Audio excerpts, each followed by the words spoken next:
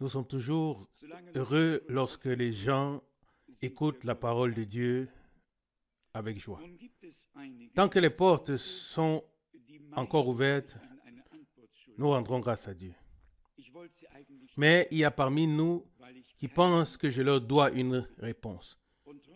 Je ne voulais pas la leur donner car je ne leur dois aucune réponse. Mais cependant, par politesse, je vais le faire.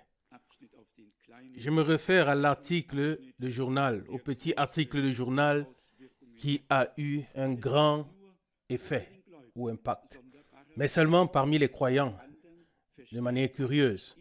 Mais tous les autres comprennent toujours tout correctement. Ce sont seulement certains croyants qui ne le comprennent pas.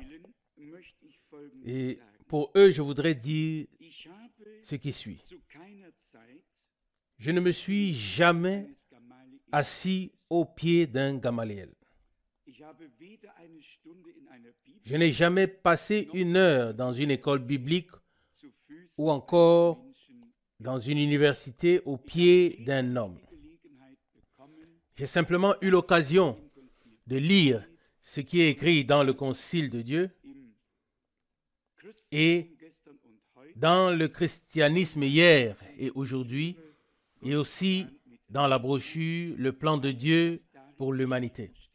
Tout ce qui y est écrit était la base ou le fondement de l'évaluation de ce qui m'a été accordé plus tard. Aucun sujet ne m'a été soumis que je devais traiter. J'ai choisi, j'ai écrit. Et je crois que j'ai le droit d'exposer la vérité au plus haut niveau. Il se peut que nous ne comprenions pas exactement tout cela. Mais si vous ou certains d'entre vous étiez à ma place, vous le comprendrez mieux. Combien de fois a-t-on affaire à des autorités? Combien de fois encore maintenant lorsque je me rendais à Kinshasa en mai, où il fallait aller voir le gouvernement, les instances auxquelles il faut s'adresser parce que les portes ont été fermées et que les frères et les bien-aimés ne pouvaient pas se réunir. C'est une clé terrestre, pas une clé céleste. La clé céleste, c'est autre chose.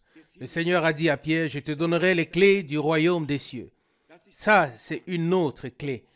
Ça, c'est la révélation pour avoir accès à ce que Dieu a à nous dire. Mais pour être introduit ici sur terre, si je peux le dire comme ça, pour trouver des portes ouvertes quelque part, d'autres choses sont parfois très utiles et appropriées. Je pensais que tout le peuple se réjouirait avec moi. Et on m'a demandé s'il y avait eu une grande fête ici. Et j'ai dû répondre qu'il y avait de la tristesse chez certains et il n'y a pas eu de fête. Et cela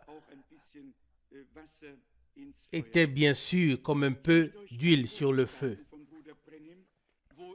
Je voudrais vous montrer une photo de Frère Branham où il prêche avec son col retourné, avec un col retourné comme les cols de prêtre.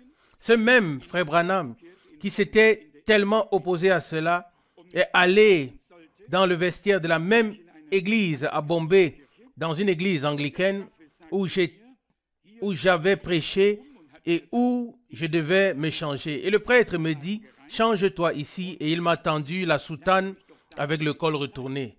Et je lui ai simplement répondu, laisse-moi un peu seul s'il te plaît. Et quand il est sorti, j'ai remis la soutane dans l'armoire, là où il l'avait prise. Et il a dit, je t'appellerai quand le moment sera venu. Et lorsqu'il m'a appelé, et j'ai répondu volontiers, et lorsqu'il m'a appelé, j'étais comme avant, sans soutane et sans col retourné. Mais Frère Branham avait été également appelé et il avait revêtu la soutane et le col retourné. Il aurait pu se montrer têtu comme moi et dire « je reste comme je suis ». Mais pensons à Paul qui a pu dire Je me suis rendu serviteur de tous afin d'en gagner le plus grand nombre, selon 1 Corinthiens 9, verset 19. Ça fait partie de la chose et nous ne savons pas à quoi cela sert. Il y a 2 ans, j'avais cette envie dans mon cœur. Venait-elle de Dieu? Bon, merci. Si elle ne venait pas de Dieu, j'en suis désolé. Cela ne m'a pas encore fait de mal jusqu'à présent. Et j'espère que cela restera ainsi. Je me répète, je n'ai pas besoin, comme Paul, de renoncer à quelque chose que j'ai appris quelque part. Je n'ai rien appris au pied d'un homme. Et c'est pourquoi je n'ai pas besoin de renoncer à quoi que ce soit. Mais j'ai beaucoup appris au pied du Seigneur et je voudrais le transmettre aux autres. Nous pouvons, frères et sœurs, nous pouvons peut-être avoir des imaginations dans notre ignorance. Et Frère Branham en a beaucoup souffert. Frère Branham a souffert de n'avoir été que quelques années à l'école. Il a vraiment souffert de cela. Il avait un complexe direct. Et d'un point de vue terrestre, nous pourrions aussi l'avoir. Nous tous qui sommes ici. Et j'ai donc été d'autant plus heureux que la chose m'est bien réussie. Et vous devriez simplement vous réjouir avec moi et ne laissez rien d'autre monter dans vos cœurs, car cela ne sert à rien. Cela ne sert vraiment à rien. Tout au contraire, cela ne fera que nous nuire. Si vous saviez toutes les démarches administratives que j'ai dû faire et tout ce qui s'est passé pour que nous puissions exister, être ici, quand je ne serai plus là, vous sauriez combien d'efforts tout cela a demandé. En Allemagne, il n'existe rien de comparable à ce que nous sommes et faisons ici. Nous ne sommes pas une personne morale. Nous ne sommes ni une personne morale de droit, ni une association enregistrée, ni une fondation. Nous ne sommes rien devant la loi, mais nous avons un statut comme si nous étions tout cela sans l'être pour autant. Dieu nous a fait trouver grâce devant les hommes. Peut-être avons-nous encore une mission à accomplir. Peut-être se confirmera-t-il un jour. Il faudra atteindre le monde entier et que nous devrions effectivement, comme je l'ai dit il y a 2 ans lors d'une réunion à l'ombre où il était question de satellites qui devaient être lancés au-dessus du pôle pour atteindre toute l'humanité. Qu'en savez-vous? Je ne le sais pas moi-même. Je pourrais me tirer les oreilles et me dire, qu'as-tu fait? D'autres le peuvent aussi, ou bien peuvent aussi le faire. Mais laissons les choses telles qu'elles sont. Je ne viens pas avec de grandes paroles de sagesse humaine. Et je vous le dis, ils n'ont encore jamais entendu ça. Et cela ne leur est encore jamais arrivé. Je suis un cas particulier. Que puis-je faire pour y faire à cela? Il y a une bonne trentaine d'années, j'aurais dû aller dans une école biblique et je l'ai refusé parce que je ne pouvais pas l'accepter intérieurement. Au fond, je ne pouvais même pas me qualifier de prédicateur car je n'ai jamais été ordonné. Mais j'ai prêché dans le monde entier. Oui, que veux-tu que je fasse? Je n'ai pas fait d'école biblique. Oui, j'en ai déjà vu une de l'intérieur, mais je ne m'y suis jamais resté. Je n'y suis jamais resté 24 heures seulement. Oui, peut-être quelques heures en visite à un moment donné en Angleterre ou en Suisse ou à Herzhausen. Mais ce sont justement des chemins par lesquels Dieu peut conduire un homme. Et ce que nous ne voyons pas encore aujourd'hui, nous le verrons peut-être demain. C'est pourquoi réjouissez-vous donc avec moi. Peut-être que ce que Paul a écrit à l'époque s'accomplira. Ou Luc, à propos de Paul, je crois que Luc a écrit dans Actes des Apôtres, Acte 26, verset 22. Il est écrit, « Mais grâce au secours de Dieu, j'ai subsisté jusqu'à ce jour, rendant témoignage devant les petits et les grands, sans m'écarter en rien de ce que les prophètes et Moïse ont déclaré devoir arriver. » Acte 26, verset 22. Oui, ça c'est notre désir. Rendre témoignage devant les grands et les petits. Et il faut peut-être se mettre à leur niveau pour pouvoir leur dire quelque chose. Mais acceptez-moi tel que je suis. Et quand je ne serai plus sur la terre, vous pourriez alors réfléchir à ce qui s'est passé. Mais laissons la chose comme ça, n'en parlons plus. Ah, le frère aussi, ok, nous aussi nous ne serons plus là. Très bien, frère Schmidt. Alors nous irons ensemble, nous irons ensemble vers le Seigneur. Mais je vous prie vraiment, il y a certaines choses que j'ai déjà apportées et je voudrais que vous me compreniez. Je ne voudrais pas que les malentendus surgissent pour une chose qui n'en vaut pas la peine. Sinon, un jour, je ne me sentirai plus à l'aise et je ne sais pas alors ce qui se passera. S'il vous plaît, faites en sorte que je continue à me sentir bien en ce lieu et que nous nous sentions tous bien dans la présence du Seigneur. Ne laissons rien en nous qui puisse nuire d'une manière ou d'une autre. Je suis peut-être l'un des plus petits membres du corps dont Paul a parlé en disant que les membres les moins honorables, nous les entourons d'un plus grand honneur. 1 Corinthiens 12, verset 23. Je ne sais pas comment Dieu distribue les choses et je ne les décide pas non plus. Quoi qu'il en soit, que le Seigneur soit remercié pour toutes les portes ouvertes, pour toutes les possibilités et aussi pour la grâce qu'il nous a accordée de pouvoir transmettre sa parole. Et je vous le dis, si Dieu nous aide encore, nous aurons la tâche de vraiment transmettre son dessein, véritablement. J'ai reçu tout à l'heure un appel d'une femme de pasteur. Nous les avons baptisés à l'époque à Kaarhof. Et nous n'avons plus entendu parler d'eux depuis toutes ces années. Et soudain, sa conscience l'a réveillée et elle est allée aujourd'hui à la poste pour voir où nous sommes. Et elle m'a appelé et dit, Monsieur Franck, et elle m'a dit qu'elle ne croyait pas quelle bénédiction nous avait accordée à l'époque, nous avait été accordée à l'époque par le Concile de Dieu. Et elle m'a demandé si j'avais encore 10 exemplaires. Et je lui ai dit, le temps est passé, nous écrirons davantage et nous vous les enverrons. Et elle m'a raconté encore certaines choses. Mais il me tient vraiment à cœur, avant la venue du Seigneur, si Dieu nous accorde la grâce d'exposer ce que Dieu a prévu pour l'humanité et qu'il nous aide à le faire. Et je vous prie encore une fois de m'accepter tel que je suis avec tout ce que j'ai. Si c'était une erreur, Dieu la corrigera. Si c'était juste, il ne la rendra pas fausse. Nous ne devrions pas nous attarder sur de telles choses.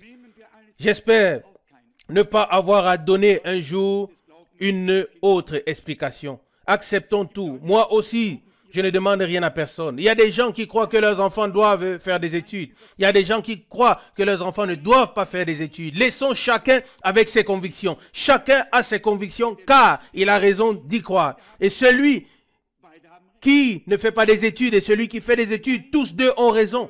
Tous deux ont raison. Ils ont le droit d'affirmer leur opinion et de vivre selon leurs convictions. Et dès l'instant où nous établissons des cadres, des systèmes, et nous voulons y faire entrer tout le monde, nous n'y parviendrons pas, même jusqu'à la venue du Seigneur. Et à la fin, nous-mêmes, nous n'entrerons pas dans le cadre ou le système que nous nous sommes fixés. Supprimons tous les cadres ou tous les systèmes. Que chacun vive selon Dieu, selon sa conviction, ses convictions, et que chacun soit certain de son opinion. Il doit en être ainsi jusqu'à la venue du Seigneur. Il ne peut pas en être autrement. Sinon, nous nous rendons la vie difficile les uns les autres et nous nous mettons les bâtons dans les roues. Et cela ne doit tout simplement pas être le cas. J'ai dit un jour à un frère, même si j'essayais de trouver quelque chose à reprocher à un frère, je ne trouverais rien. Je ne trouverai rien, je ne trouve rien. La décision de chacun est si parfaite, si bonne et si juste que je n'ai rien à y redire. Nous devons tous avoir cette attitude et je le pense vraiment. Chaque décision que chacun prend est la bonne pour lui. La décision de l'autre peut être tout à fait différente. Et c'est ainsi que nous devons accepter chacun tel qu'il est. Lors de ma dernière visite à la mairie, j'ai vu une brochure sur le recensement de 1987. J'espère qu'un jour, nous recevrons toute la série. Mais je voudrais vous dire d'ores et déjà que nous y reviendrons brièvement. Mais en ce qui concerne la partie religieuse, Il est écrit au paragraphe 4. Appartenance juridique à une communauté religieuse. Ensuite, sont énumérées l'Église catholique romaine, l'Église évangélique libre, la communauté religieuse juive, la communauté religieuse islamique, d'autres communautés religieuses, et à la fin, il est dit n'appartenant à aucune communauté religieuse. Et c'est là que nous cochons tous. Et voilà, c'est tout. Nous n'appartenons légalement à aucune communauté et nous n'avons aucun droit sur la terre. Nous ne le recherchons pas et nous n'en avons pas besoin. Nous cochons tous la case du bas, n'appartenant légalement à aucune communauté religieuse. Et c'est tout. Il faudrait peut-être ajouter une petite information. Oui, ce qui est dit ici est très, très, très vague. Je ne sais pas ce que les gens vont en faire. Mais dans tous les cas, nous n'avons pas à nous en inquiéter outre mesure. Ce qui doit arriver, arrivera de toute façon. Et les règles sont les règles. La loi est la loi. Oui, je voulais juste le dire parce que je viens de le ramener de la mairie. Où étions-nous lors de notre dernière étude biblique? Probablement dans 2 Thessaloniciens chapitre 1. C'était ça? Nous avions terminé avec 2 Thessaloniciens chapitre 1. Ou quelqu'un a-t-il une question? Est-ce qu'il y a une question biblique? Personne. Une question a été posée. Oui, c'est juste dans l'autre parole prophétique que j'ai lue aujourd'hui dans la Bible en anglais, dans Osée, qu'ils ont engendré une génération d'enfants illégitimes. Ça a toujours été le problème. Dieu avait séparé, mis à part son peuple, et il ne voulait pas que les Israélites se mélangent avec d'autres. C'était un commandement de Dieu. C'était la décision de Dieu. Et c'est pourquoi il y avait aussi cette rigueur. Par exemple, lorsque les Israélites sont revenus de la captivité babylonienne, tous les documents et actes ont été examinés et on a déterminé exactement qui en faisait partie et qui n'en faisait pas partie. Il fallait donc un certificat de naissance ou un acte de naissance. Il y avait encore autre chose. Les gens étaient mis à part. Ils n'avaient pas le droit de participer au sein des saints. Oui, parce qu'ils ne pouvaient pas prouver leur généalogie. Mais dans le Nouveau Testament, c'est clair.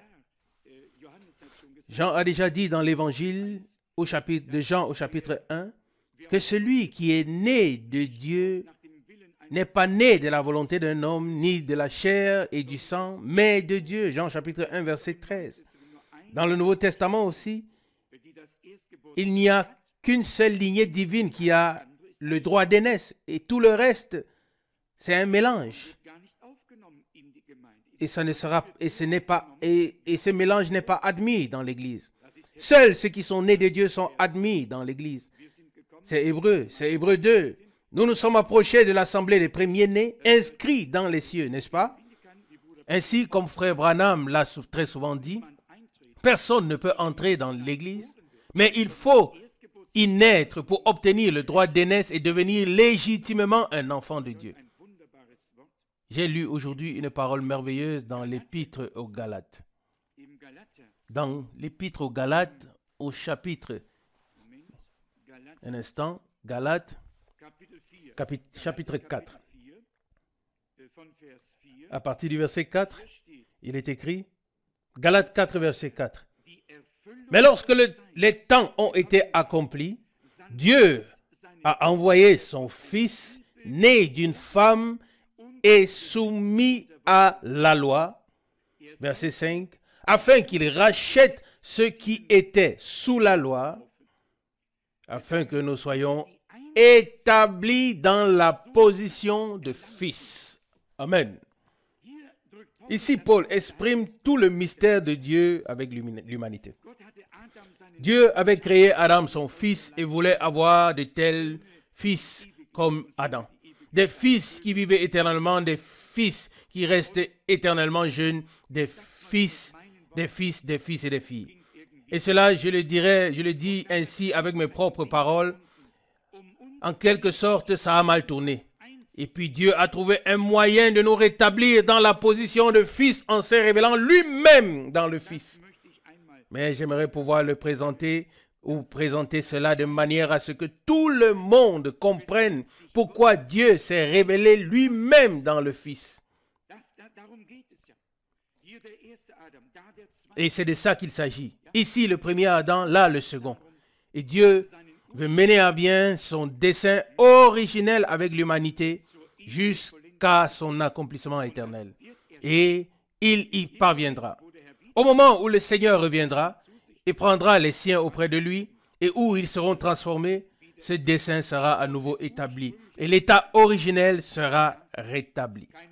Il n'y aura plus aucune trace de péché, de maladie, de mort, plus rien, mais l'état tel qu'il était avant la chute pour l'éternité. Amen. C'est ainsi que Dieu achèvera la chose. Notre tâche sera de montrer clairement à l'humanité ce plan de Dieu. Et j'espère que le monde entier l'entendra. Amen. Vous pensez peut-être que je vais trop loin ou que je ne suis pas normal. Mais je vous demande, qu'a-t-on annoncé lors de la naissance de Jésus-Christ? Une joie qui sera pour tout le peuple. N'est-ce pas ce que le Seigneur a dit jusqu'aux extrémités de la terre?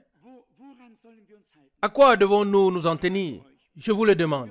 Devons-nous nous réjouir que si peu de personnes deviennent croyants? Ou devons-nous alors nous réjouir que davantage de personnes deviennent croyants?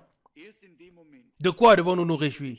Ce n'est qu'au moment où cela nous saisit vraiment et où nous ressentons ce que ça signifie. Lorsque les gens sont perdus et où nous portons en nous cet amour brûlant du Sauveur, ce n'est que là que nous pourrions tirer les autres du feu. Mais ce n'est plus la question qui a été posée. Je pense que la question a été répondue. Quelqu'un d'autre a-t-il une question? Devons-nous alors revenir à Thessaloniciens 2, si je me souviens bien, nous devrions revenir sur 2 Thessaloniciens 2.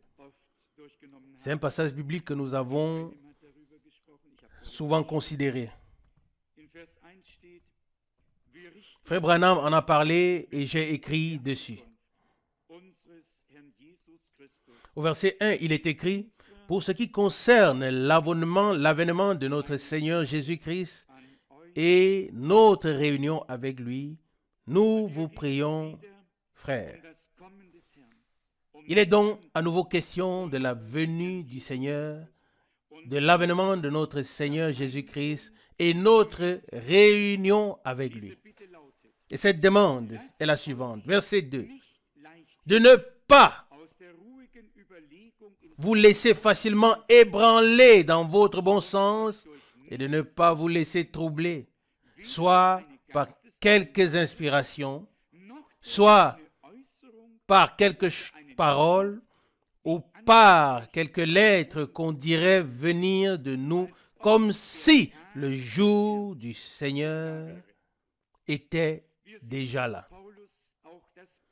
Nous voyons que Paul associe également la venue du Seigneur avec le jour du Seigneur.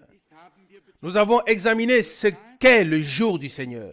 Le jour du Seigneur brûlera comme une fournaise. Et avant que le jour du Seigneur ne vienne, Dieu voulait envoyer le prophète Élie pour rétablir toutes choses. Alors nous ne nous laissons pas troubler par qui que ce soit, comme si le jour du Seigneur était déjà là. Mais nous sondons les Écritures pour savoir ce qui doit arriver avant que le jour du Seigneur ne s'abatte sur l'humanité. Et lorsque nous aurons sondé et que nous saurons ce que Dieu a promis, nous n'aurons plus qu'à observer l'accomplissement pour savoir que le temps est proche. Ainsi, personne ne devrait s'effrayer Si quelqu'un dit « l'Esprit m'a révélé que le jour du Seigneur est déjà là », alors on peut dire avec assurance, doucement, ici il est écrit que le prophète Élie doit venir premièrement avant que le grand jour terrible du Seigneur ne vienne. Tout doit d'abord être rétabli. C'est ce que Paul voulait dire, que nous devons nous tenir à la parole du Seigneur et ne pas nous laisser troubler par les paroles de qui que ce soit. Au verset 3, il donne ensuite ce qui lui a été révélé par l'Esprit. 2 Thessaloniciens 2, verset 3. Que personne ne vous séduise d'aucune manière, car il faut d'abord que l'apostasie soit arrivée et qu'on ait vu paraître l'homme impie, le fils de la perdition. Nous avons également expliqué cela. Il n'y avait qu'une seule personne dans la Bible qui était appelée fils de la perdition, et c'était Judas. Il était né et venu dans le monde pour être le fils de la perdition, comme Jésus-Christ était né et venu dans le monde pour être le Fils de Dieu et nous racheter de la perdition. Tout cela était déterminé par Dieu et déjà écrit dans les psaumes. Que ces jours soient peu nombreux et qu'un autre prenne sa place. Selon Psaume 109, verset 8. C'était l'accomplissement des Saintes Écritures. Et aujourd'hui encore, c'est l'accomplissement des Écritures. Au verset 4, il est dit, 2 Thessaloniciens chapitre 2, « L'adversaire qui s'élève au-dessus de tout ce qui est appelé Dieu ou digne d'adoration, jusqu'à s'asseoir dans le temple de Dieu et à se faire passer pour Dieu. » Beaucoup ont écrit et prêché longuement à ce sujet, mais rendons grâce à Dieu de ce que cela nous a été clairement révélé par l'Esprit, par le ministère de Frère Branham, conformément à la vérité. Oui, je veux et il faut le dire. Il y avait certaines choses que nous avions supposées ou reconnues ou déjà entrevues ou connues, mais c'est grâce aux prédications de Frère Branham que nous avons obtenu une clarté totale sur tous les liens et nous en sommes profondément reconnaissants à Dieu. Au verset 5, il est dit, 2 Thessaloniciens 2, verset 5, « Ne vous souvenez-vous pas que je vous disais ces choses quand j'étais encore chez vous? »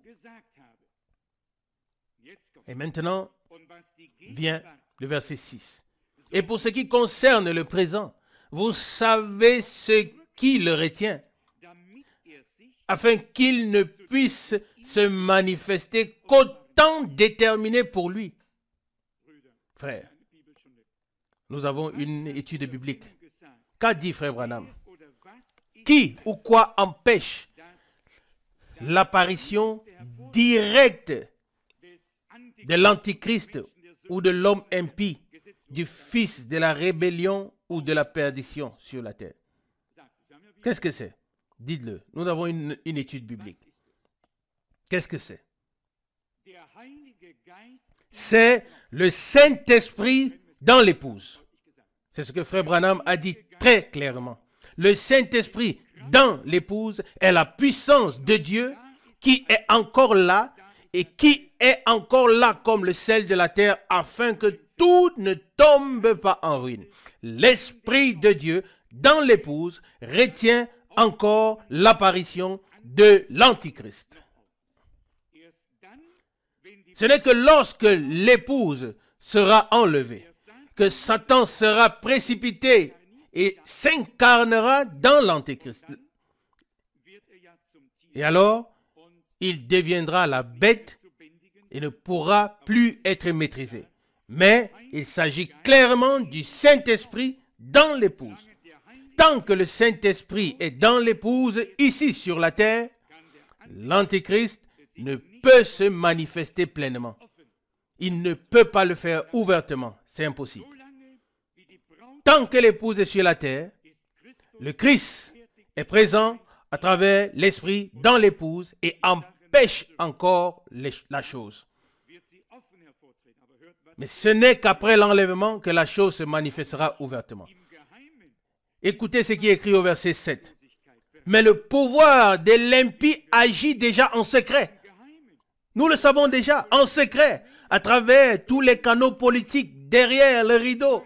Le pouvoir de l'impie est à l'œuvre depuis longtemps, peut-être même derrière les recensements. Ils écrivent certes très joliment qu'aucun nom ou aucune adresse ne seront enregistrés, mais ils ont les numéros de code pour savoir exactement où habite monsieur tel ou tel. Oui, ils le savent très bien. Non.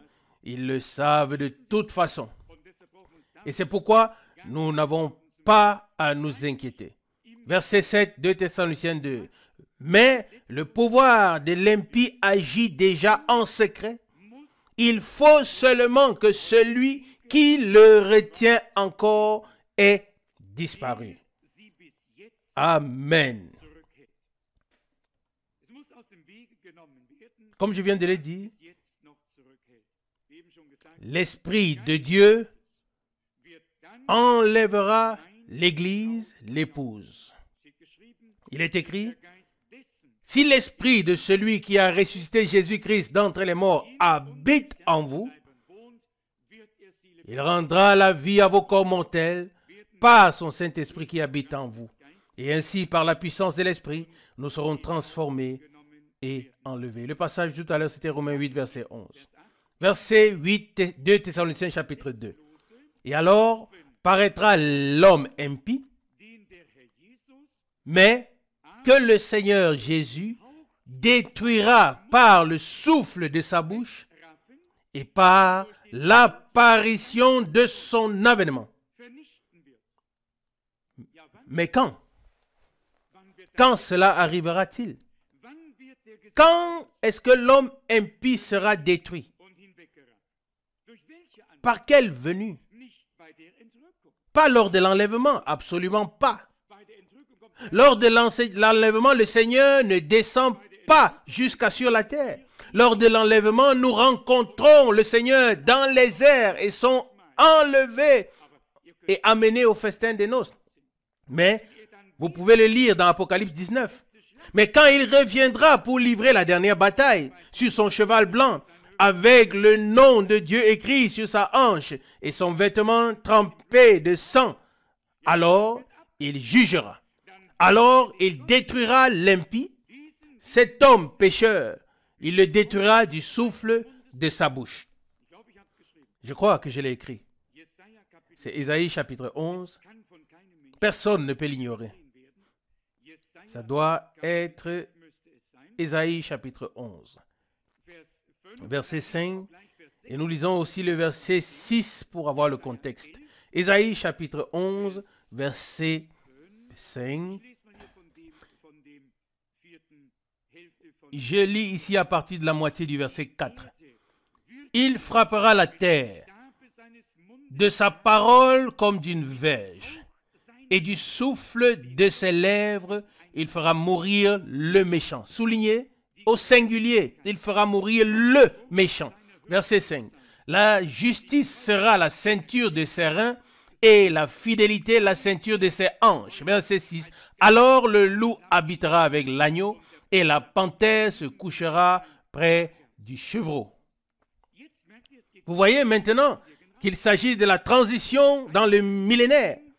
Le royaume millénaire, c'est déjà l'introduction dans le royaume millénaire. Tout correspond parfaitement et merveilleusement bien. Continuons ici. 2 Thessaloniciens 2, verset 9. L'apparition de cet impie se fera par la puissance de Satan avec toutes sortes de signes et de prodiges mensongers. Nous ne pouvons que faire le lien entre ce texte et Apocalypse 16 où paraissent ces trois esprits impurs qui accomplissent des miracles. Et ils rassemblent les rois de la terre. Apocalypse chapitre 16, verset 13. Cela passe exactement dans cette période. Apocalypse chapitre 13, Apocalypse 16, verset 13. Et je vis sortir de la bouche du dragon et de la bouche de la bête et de la bouche du faux prophète 3 esprits impurs semblables à des grenouilles. Verset 14. Car ce sont des esprits de démons qui font des prodiges et qui vont vers les rois de la terre afin de les rassembler pour le combat du grand jour de Dieu, le Tout-Puissant. Voyez-vous, ici il s'agit déjà de la dernière bataille. Et ces esprits impurs sont des esprits de démons, mais ils accomplissent des miracles. Mais des miracles et des signes mensongers, pas de la vérité. Nous avons également abordé ce sujet. Ce que personne ne peut accomplir, cet homme pécheur y parvient. Mais il est destiné à cela et il doit accomplir sa mission. Il ne peut pas en être autrement. Je relis verset 9 de Thessaloniciens chapitre 9. L'apparition de cet impie se fera par la puissance de Satan avec toutes sortes de signes et de prodiges mensongers. Verset 10. Et avec toutes les séductions de l'iniquité pour ceux qui périssent parce qu'ils n'ont pas reçu l'amour de la vérité pour être sauvés. Dans 1 Thessaloniciens chapitre 5, il est clairement écrit que nous ne sommes pas destinés à la colère, mais à l'acquisition du salut. Et ici, nous lisons qu'il y a des gens qui croient au mensonge parce qu'ils n'ont pas reçu l'amour de la vérité. Celui qui ne reçoit, qui ne croit pas la vérité et qui ne croit pas et n'accepte pas par amour pour la vérité, celui-là n'a plus rien d'autre à croire que le mensonge et la tromperie de l'injustice. Celui qui n'accepte pas la révélation de la parole par l'esprit sera trompé par toute interprétation donnée par n'importe quel esprit. Il y a toujours une distinction et une séparation claire dans ce que Dieu fait. Nous l'avons souvent entendu de frère Branham disant que Dieu a tout fondé sur la révélation. Comment Abel savait-il ce qui était agréable à Dieu? Parce que cela lui avait été révélé. Et c'est dans cette révélation divine que la foi est ancrée. Et aujourd'hui, j'ai traduit une prédication de frère Branham. Je ne sais pas si quelqu'un l'a déjà traduit. J'ai traduit une partie de cette prédication, pas la totalité bien sûr. Elle fait combien de pages? Au total, je pense 54 pages environ. C'est une longue prédication, mais avec une substance puissante. Je ne sais pas exactement quand elle sortira cette année. Il y en a encore 2 ou 3 avant elle, mais c'est une prédication avec substance. Elle contient de nouvelles pensées que je n'ai moi-même jamais vues ni entendues. Il y montre par exemple pourquoi les prophètes de l'Ancien Testament se sont habillés de peau de mouton. Nous le lisons dans l'Épître aux Hébreux au chapitre 11 qu'ils vivaient dans des cavernes vêtues de peau de mouton et ainsi de suite. Il établit le parallèle entre les bergers et les brebis et entre les prophètes. C'est tout simplement merveilleux, tout simplement merveilleux. Mais je ne veux pas aller trop vite. La prédication s'intitule, attendez un instant, c'est comme une prédication de Noël. Mais ce qui s'y trouve est puissant. La révélation qui s'y trouve est puissante. Vraiment, en toute sincérité. J'ai rarement été tant réjoui par une prédication, car elle contient beaucoup de nouvelles pensées. Je l'ai certainement déjà entendue, mais comme je l'ai dit, elle est tout simplement formidable. Il parle aussi de notre Seigneur, de la façon avec laquelle tout s'est accompli, de la raison pour laquelle il devait naître dans une étable comme un agneau et pourquoi cela a été révélé aux bergers et non aux autres. Et là, bien sûr, il fustige tous les docteurs en théologie et tout le reste. Mais je le répète parce que je J'y pense justement. Dans la prédication, il les fustige. Mais cela ne me dérange pas du tout. Je n'ai rien à voir avec cela. Je n'ai pas étudié la théologie et je ne l'étudierai jamais. Cela n'a absolument rien à voir avec moi. Je transmets la volonté de Dieu partout où j'en ai l'occasion. Et si cette occasion se présente au plus haut niveau, je la transmettrai au plus haut niveau. Oui, c'est certain. Mais je ne me suis pas assis au pied de Gamaliel et je ne m'assiérai jamais. Mais je le répète.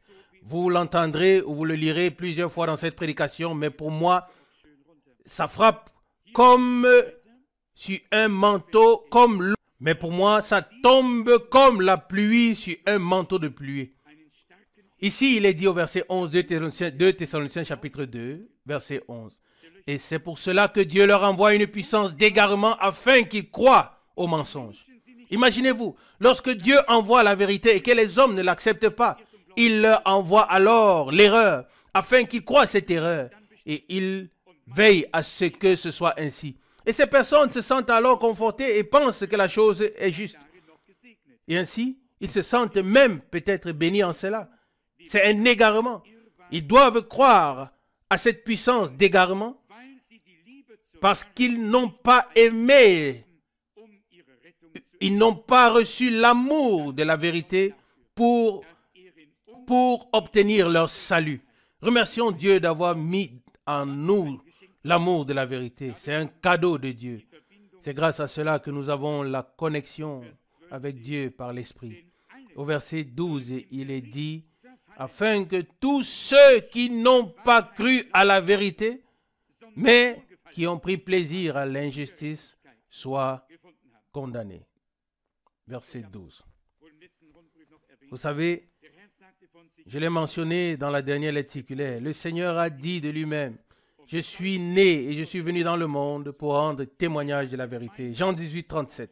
Il a dit, ma parole est la vérité. Jean 17, 17. Et il dit, mes brebis entendent ma voix. Jean 10, 27. Et il dit, vous ne m'écoutez pas parce que vous n'êtes pas de la vérité. Jean 8, 43.